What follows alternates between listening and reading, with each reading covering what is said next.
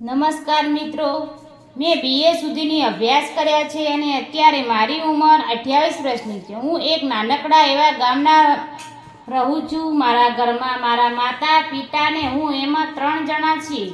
અમારે થોડી ખેતી છે જેમાં મારા પિતાજી સંભાળે છે. મારા ઘરની આર્થિક સ્થિતિ વધારે સારી નથી, તેથી અમે ગામમાં જ એક કરિયાણાની દુકાન હું નોકરી કરતો હતો. ત્યાં કામ કરતાં કરતાં મારી જિંદગીમાં એક એવો સમય આવ્યો જેણે બધું જ બદલી નાખ્યું. મેં એક દિવસ શેઠ પોતાનું ટિફિન ઘરે ભૂલી ગયા. હું તેમને ઘરે ગયો. મેં જઈને એક ઘંટી વગાડી ત્યારે દરવાજા ઉપર એક સુંદર છોકરી ઊભી હતી. તેની ઉપર અંદાજે લગભગ 25-26 વર્ષની હશે. તેને જોઈને હું થોડી ક્ષણ માટે ખોવાઈ ગયો. તે બોલી, કોનું કામ છે? ત્યારે હું ભાનમાં આવ્યો અને મેં કહ્યું, હું ટિફિન લેવા આવ્યો છું. તેણે મને પૂછ્યું, તમે કોણ છો? તો મેં જવાબ આપ્યો, હું દુકાન ઉપર કામ કરું છું. મારી વાત સાંભળીને તે હસવા લાગી અને મને અંદર બોલાવ્યો અને હું સોફા ઉપર બેસી ગયો. થોડા સમય પછી તેની મમ્મી બહાર આવ્યા અને તે મને ઓળખી ગયા. મેં કહ્યું, આંટી, શેઠનું ટિફિન ભૂલાઈ ગયું છે. ત્યારે તેની મમ્મીએ કહ્યું, દીકરી, અંદરથી તારા પપ્પાનું ટિફિન લઈ આવ. ત્યારે મને ખબર પડી કે તે સુંદર છોકરી શેઠની છોકરી છે. તે થોડી વારમાં શેઠનું ટિફિન લઈને આવી. મેં ટિફિન લીધું અને મારી ગાડી લઈને ચાલતો થયો. પણ જતાં જતાં જ્યારે મેં પાછળ ફરીને જોયું તો તે મને જોઈ રહી હતી. હું રસ્તામાં વિચારી રહ્યો હતો કે હું અહીંયા ઘણા દિવસથી કામ કરું છું, પણ મેં એને ક્યારે કેમ નથી જોઈ. કદાચ તે બહાર ભણતી હશે કે નોકરી કરતી હશે. વિચારતા વિચારતા હું દુકાન પર પહોંચી ગયો અને પાછા કામમાં લાગી ગયો. સાંજે હું મારા ઓરડામાં સૂઈ રહ્યો હતો, પણ મને વારંવાર તે દરવાજે ઊભેલી નજરે ચડી રહી હતી અને પછી આમ ક્યારે ઊંઘ આવી ગઈ ખબર જ ના પડી. બીજે દિવસ ફરી હું દુકાને પહોંચ્યો અને કામ કરવા લાગ્યો. શેઠ બહાર ગયા હતા ત્યારે અચાનક દુકાને ફોન વાગ્યો. મેં ફોન ઉપાડ્યો તો સામેથી અવાજ આવ્યો કે પપ્પા મમ્મીએ કહ્યું છે કે આવતા સમય પનીર લઈને આવજો. મેં હસતા હસતા કહ્યું, તમારા પપ્પા બહાર ગયા છે અને હું નોકર બોલું છું. મારો અવાજ સાંભળતા તેણે કહ્યું, સોરી, બસ. આટલું કહીને ફોન મૂકી દીધો. તેનો અવાજ ખૂબ જ મીઠો અને મધુર હતો. જ્યારે બજારમાંથી શેઠ દુકાને પાછા આવ્યા તો મેં તેને ફોન વિશે વાત કરી. બીજા દિવસે ફરી શેઠ ઉઘરાણી કરવા માટે બહાર ગયા અને આજે પણ તે ટિફિન ભૂલી ગયા હતા. પણ આજે તેની દીકરી ટિફિન દેવા દુકાને આવી.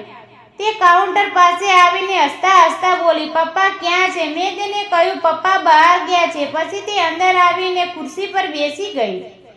હું આવતા ગ્રાહકોને સામાન આપતો હતો અને તે મને જોઈ રહી હતી. તેણે પૂછ્યું, તમે કેટલું ભણ્યા છે? મેં કહ્યું, મેં BA પૂરું કર્યું. ત્યારે તેને થોડું આશ્ચર્ય થયું અને તેણે કહ્યું, BA કર્યા પછી પણ તમે દુકાને નોકરી કરો છો? મેં હસતા હસતા જવાબ આપ્યો, ઘરની પરિસ્થિતિ કારણે આગળ અભ્યાસ ન કરી શક્યો અને મારી નોકરી કરવી પડી. મેં રમીલાને પૂછ્યું, તમને પહેલાં ક્યારે કેમ નથી જોયા? શું તમે બહાર રહો છો હતા?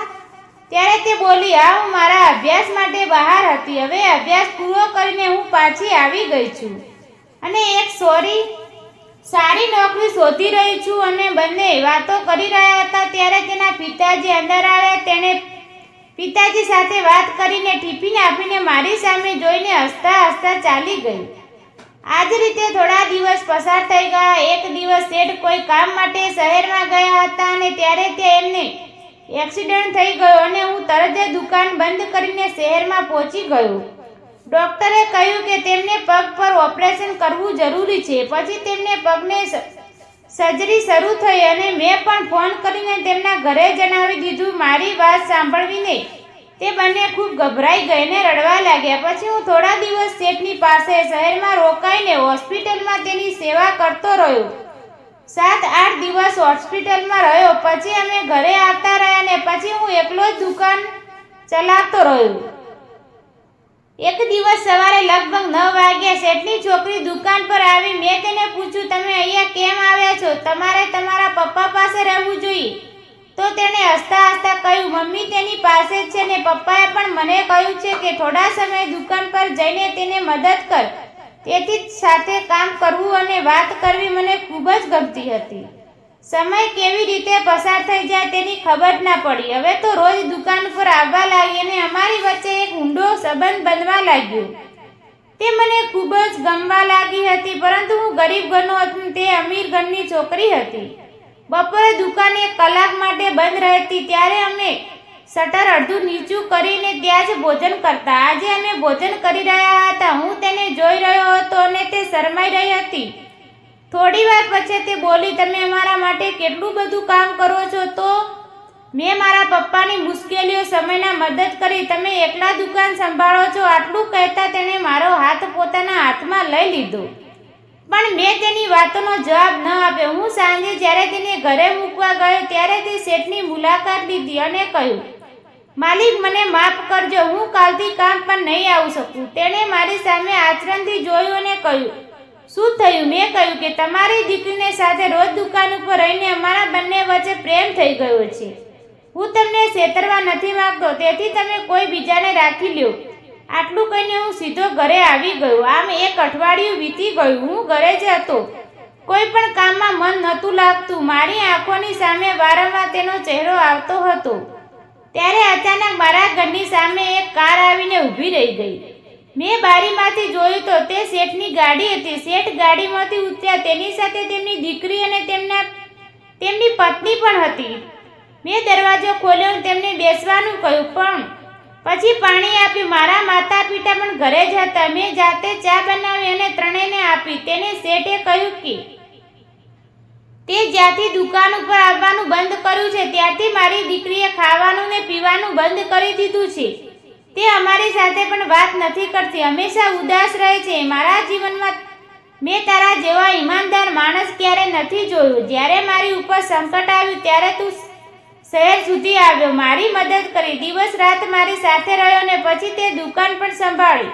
મને ક્યારે પણ તારા કારણે કોઈ તકલીફ નથી થઈ. તું ખૂબ જ સાચો અને સારો માણસ છે. મારી દીકરીનું જીવન બરબાદ ન થાય એ માટે તે નોકરી પણ છોડી દીધી. કહેતા તેમની આંખો ભીની થઈ ગઈ અને મારી આંખો પણ ભીની થઈ ગઈ. તેણે મને પૂછ્યું, શું તને મારી દીકરી ગમે છે? મેં આમાં માથું હલાવ્યું. ત્યારે માલિક તેમની દીકરીનો હાથ પોતાના હાથમાં લીધો અને મારા હાથ પકડી અને બંનેના હાથ જોડાવી દીધા. તે મારી તરફ જોઈ રહી હતી. તેની આંખોમાં પણ આંસુ હતા. શેઠ બોલ્યા, આજથી મારી દીકરી તારી જ છે. અને બંને માતા પિતાના ચરણોમાં વંદન કરવા માટે ઝૂકી ગયા. તેણે અમને આશીર્વાદ આપ્યા અને માથા પર હાથ ફેરવ્યા. થોડા દિવસ અમારા લગ્ન ધામધૂમથી થયા. બંને પરિવાર ખુશ હતો. મારા માતા પિતા પણ પ્રસન્ન હતા. લગ્ન પછી તે મારા ઘરે આવીને તે ખૂબ જ ખુશ રહેવા લાગી. હું ફરીથી શેઠની દુકાન ઉપર કામ કરવા લાગ્યો. હવે અમે ખુશીથી જીવન જીવી રહ્યા છીએ. મિત્રો, સબસ્ક્રાઇબ કરવાનું ભૂલશો નહીં. ધન્યવાદ.